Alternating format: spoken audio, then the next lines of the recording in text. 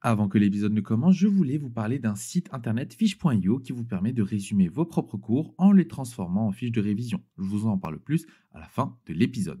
Eh bien bonjour tout le monde, j'espère que vous allez bien, c'est Mimo pour le droit en 3 minutes et aujourd'hui on fait un cours de collectivité territoriale, sauf qu'il est assez spécial, alors c'est épisode spécial ou quoi, c'est juste qu'on va faire la commune.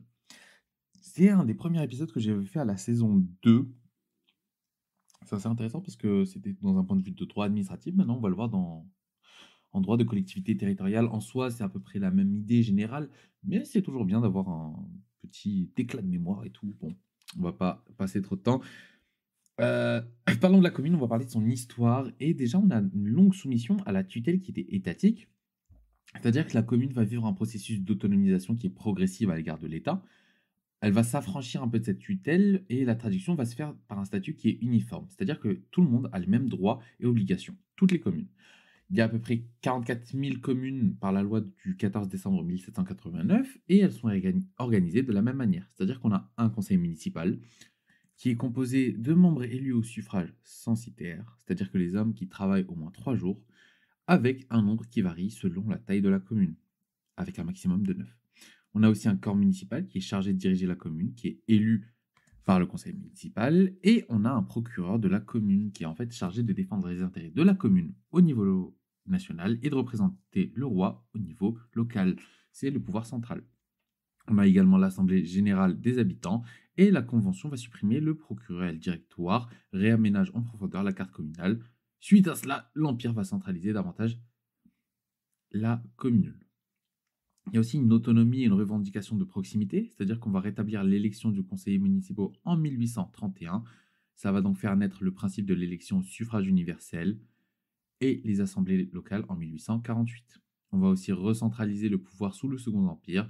La Troisième République, quant à elle, va reprendre les éléments de la loi du 5 avril 1884, c'est-à-dire qu'il y a une volonté idéologique d'une uniformité de régime juridique, égalité et une idée de contre-pouvoir politique de l'État.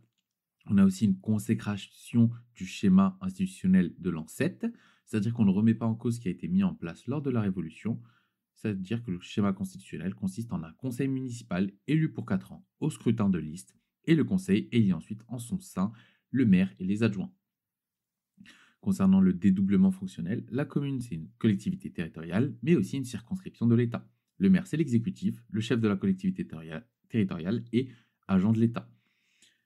On a aussi une clause générale de compétences, c'est-à-dire que ça ne signifie pas que la loi va définir les affaires, c'est des compétences qui sont propres, générales à la commune. Il n'y a pas de loi d'attribution des compétences. Et le contrôle du préfet qui a priori, avant que l'acte que prend la collectivité territoriale ne s'exécute, n'entre en vigueur, c'est un contrôle en fait qui va porter autant sur l'opportunité de l'acte que sur sa légalité. Bien entendu, ça a changé depuis la loi du 2 mars 1982. Le contrôle du préfet va être transformé par un contrôle a posteriori après l'entrée en vigueur de l'acte. Depuis 1884, tous les élus locaux sont élus pour 6 ans et une clause générale de compétences va subsister avec en plus des lois qui attribuent des compétences. C'est des compétences légales d'attribution. Et le dispositif de commune nouvelle va permettre de réduire le nombre de communes. Et on passe donc sous la barre des 35 000 communes. Avant, on était à 35 600 et au tout début, on était à 44 000. Et c'est principalement grâce aux dotations financières. La volonté de fusion, elle est arrivée avec la promesse d'avoir plus de budget. Concernant les organes des collectivités territoriales, on a le conseil municipal et l'exécutif. Le conseil municipal, c'est s'il y a moins de 1000 habitants, il peut y avoir des listes complètes ou non complètes. Le dépouillement se fait nom par nom. Le mode de scrutin dans les communes de plus de 1000 habitants, c'est-à-dire que c'est des listes qui vont forcément être complètes avec une alternance homme-femme. C'est l'ordre qui compte. On est sur un mode de scrutin mixte ou plutôt proportionnel avec une prime très majoritaire. C'est très spécifique et je vous invite à lire votre cours parce que c'est un peu long à expliquer et j'ai pas envie. Voilà. Au niveau de l'exécutif, on a le maire et les adjoints. La mairie, c'est l'hôtel de ville. La commune, c'est la catégorie juridique. C'est une catégorie de collectivité. La ville, c'est la dénomination de la collectivité. Et dans cette ville, il y a deux instances. Le conseil municipal, c'est la majorité et l'opposition. Et on a le maire, qui est l'exécutif. Et les adjoints qui n'ont d'attribution que par délégation du maire. Le maire a donc quatre séries d'attributions, qui est l'exécutif du conseil municipal, c'est-à-dire exécuter les délibérations en représentant les communes et ordonne la collectivité.